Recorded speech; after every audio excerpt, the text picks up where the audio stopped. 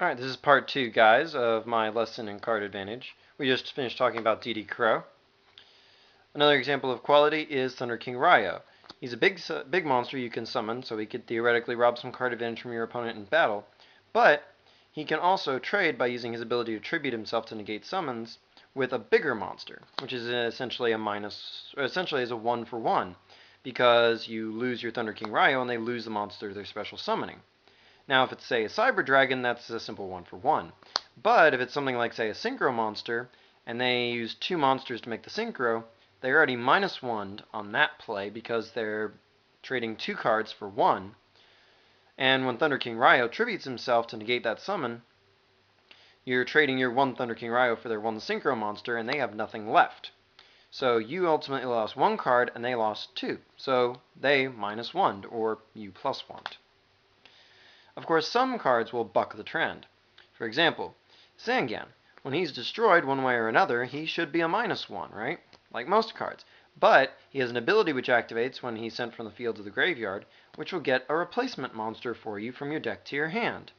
So in a lot of ways, when he should be a -1 for you, he actually generates a card. He doesn't generate a true +1 because he doesn't remain on the field, but that self-replacement essentially means that you rob your opponent of a chance to -1 you. Another example of a card like that would be Glow Up Bulb or Reborn Tengu. Cards who, when they go somewhere, can essentially come back and get you more advantage. When Tengu dies or leaves the field or pretty much anything, he gets you another Reborn Tengu out of your deck. So you rob cards from your opponent, or you prevent your opponent from robbing you, depending on how you look at it. Glow Up Bulb, if it was sent to the grave, say off the top of your deck or something by an effect, can even theoretically generate a +1 for you when you use this effect to special summon him out of the grave. Speaking of +1 machines, perhaps one of the best known ones is Treeborn Frog. Sure, he might easily die or whatnot on the field and give you a -1, but his ability to come back out of your graveyard during your standby phase is a +1. It's a card you didn't previously have.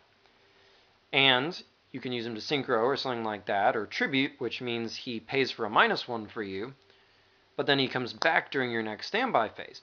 So he keeps coming back. So in a lot of ways, he essentially negates -1s for you, and that's basically what makes him so awesome. He makes cards like Caius the Shadow Monarch cheaper in terms of card advantage.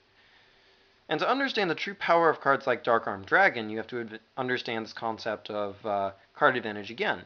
Special summoning Dark Armed Dragon is a little tough to set up, but it can be done. And when his conditions are met and he's summoned, he doesn't immediately generate you card advantage. But he has the ability to remove darks in your graveyard as a cost, which doesn't change your card advantage, to destroy cards on your opponent's side of the field. When he destroys 1 card on your opponent's side of the field, your card advantage doesn't change, but your opponent gets a -1. And every time you do that, you -1 your opponent. So in theory, just when he's summoned, you have 3 dark monsters in your grave, you can -3 your opponent when this guy comes out, assuming nothing else happens to change this situation, like, say, Solemn Judgment being activated in response to his summon or something. But that's part of the reason Dark Armed Dragon was so good in a day when his condition could be set up and met so quickly, like in the days of Teledad. If you don't know what that is, I'm sure there are YouTube videos telling you what a Teledad deck looks like.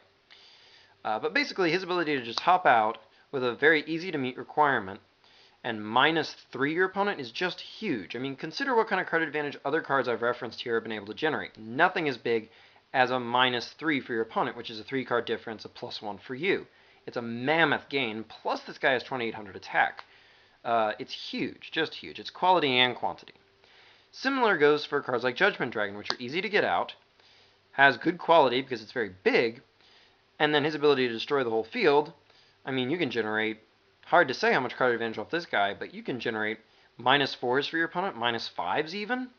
But even if you just generate a -1 for your opponent, this guy doesn't cost you himself, inherently. Now, if you have cards on your side of the field, you have to take that into account, but still, if it's just Judgment Dragon and just 1 monster on your opponent's side of the field, you use him, you generated a +1 by -1ing your opponent. If you have 2 cards on your field, 1 monster and 1 spell or trap in addition to Judgment Dragon, and they have 3 cards on their side of the field, when you activate his effect, you still generate a +1. Plus, you have a clean field so you can deal 3000 damage directly, and that's quality as well as quantity. So anyway, guys, that's my 2-part lesson on card advantage. So hopefully this will help you understand the game better, understand better plays to make, plays your opponents are likely to make, and good additions and inclusions for your own deck. And so until next time, rate, comment, subscribe, and check out my channel for more cool videos.